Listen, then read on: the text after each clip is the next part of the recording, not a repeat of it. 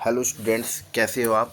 मैं आपके सामने एमसीक्यू सीरीज़ लेकर के आया हूँ जो आपके एग्ज़ाम के लिए बहुत ही ज़्यादा बेनिफिशियल होगा। हम सब जानते हैं हमारा जो एनुअल एग्ज़ाम होता है उसमें 20 मार्क्स के एमसीक्यूज़ आते हैं। ये हमारा चैप्टर फर्स्ट है पार्टनरशिप का, फर्स्ट बुक का फंडामेंटल्स ऑफ पार्टनरशिप काउंटिंग, जिसके रिलेटेड हम कुछ एमसीक्यूज़ आज सॉल्व करेंगे। मैं रोज़ एमसीक्यू सीरीज़ पोस्ट करता रहूँगा यूट्यूब चैनल पर। मेरा यूट्यूब चैनल का नाम है अकाउंट्स बाय सौरभ जैन। उम्मीद करता हूँ कि आप मेरे चैनल को सब्सक्राइब करेंगे और इसको लाइक भी करेंगे। तो चलिए शुरू करते हैं। सबसे पहला हमारा जो क्वेश्चन आता है वो ये आता है कि भाई in the absence of partnership deed interest on capital is allowed at the rate of. अगर पार्टनरशिप डीड नहीं है तो इंटरेस्ट ऑन कैपिटल किस रेट से अलाउ किया जाएगा। भाई ये तो हम पहले से ही जानते हैं ना। इंटरेस्ट ऑन पार्टनरशिप डीड नहीं होगा हमारे पास तो किसी पार्टनर को कोई इंटरेस्ट ऑन कैपिटल अलाउ नहीं किया जाएगा। इसका आंसर फोर्थ हो जाएगा, none of the above. Rent to a partner is shown in. Partner को दिया जाने वाला रेंट हम सब जानते हैं ये खर्चा एक्सपेंस है, और एक्सपेंस दो तरह का होता है, charge against profit and appropriation of profit. ये कौन सा खर्चा है हमारा, चार्ज अगेंस्ट प्रॉफिट। मतलब प्रॉफिट हो या लॉस इसको पे करना ही पड़ेगा, और ये खर्चे हम प्रॉफिट एंड लॉस अकाउंट के डेबिट साइड में दिखाते हैं। इसका ऑप्शन सही होगा सी। थर्ड है which of the following items will be shown in partners capital account under fixed capital account method. हम जानते हैं पार्टनर के कैपिटल को मेंटेन करने के हर पार्टनर के दो अकाउंट से हम मतलब firm method for maintaining partners capital account कितने तरह के होते हैं, दो तरह का होता है, एक फिक्स्ड कैपिटल अकाउंट और एक fluctuating capital account method. Fixed के केस में हम सिर्फ पार्टनर की ओपनिंग कैपिटल दिखाते हैं कैपिटल अकाउंट के अंदर, ठीक है ना। इसके अलावा दो ट्रांजेक्शन्स और दिखाते हैं, introduction of fresh capital and withdrawal of capital.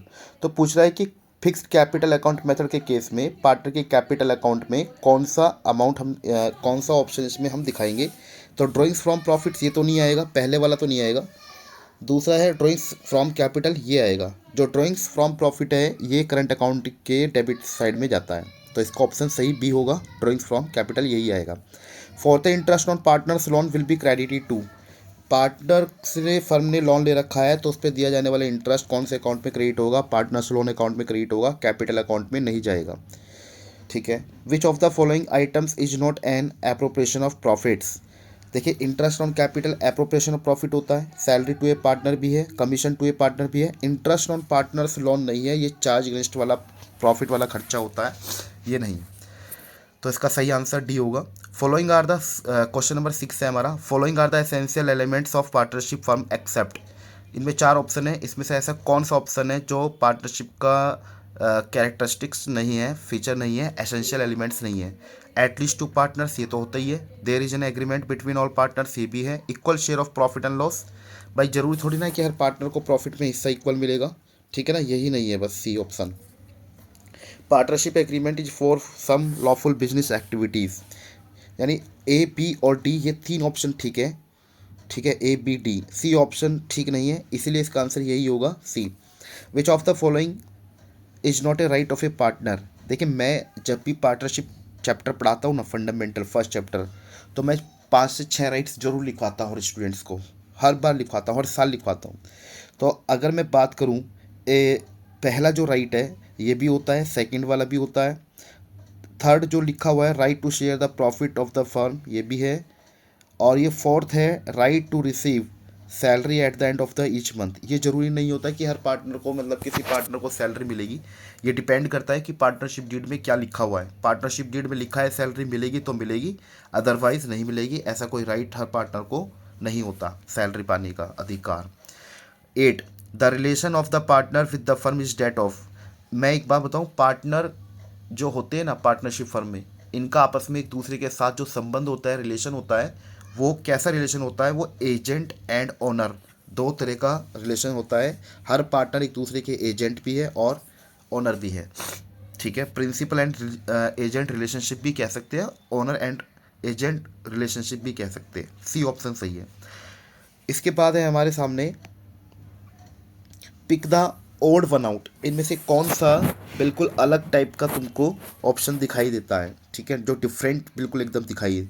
Rent to a partner charge against profit वाला खर्चा है, managers commission same, interest on partners capital interest on partners loan same, charge against profit वाले खर्चे, और इनको प्रॉफिट एंड लॉस अकाउंट से पे करते हैं।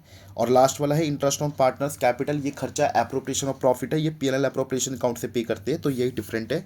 इसका सही ऑप्शन डी होगा। क्वेश्चन 10 है, can a partner be exempted to share the losses of the firm. तो मतलब है कि क्या किसी पार्टनर को फ्री किया जा सकता है कि वो पार्टनरशिप फर्म में होने वाले लॉस को शेयर ना करे। तो बिल्कुल किया जा सकता है। प्रॉफिट एक एसेंशियल पार्टिसिपेशन होता है हर पार्टनर का, कि फर्म में प्रॉफिट होगा तो वो प्रॉफिट में हिस्सा जरूर पाएगा, 100% पाएगा। लॉस होगा तो ये जरूर नहीं है कि हर पार्टनर के बीच में लॉस शेयर किए जाए। ये डिपेंड करता है उनके रिटर्न एग्रीमेंट पे, यानी पार्टनरशिप डीड में क्या लिखा हुआ है। ठीक है ना। लॉस से मुक्त किया जा सकता है, प्रॉफिट से नहीं। प्रॉफिट तो जरूर मिलेगा, हर पार्टनर को मिलेगा। तो इसका आंसर है yes, if partnership deed provide, so option C इसका करेक्ट आंसर है। फिर अब इसके बाद आता है नेक्स्ट,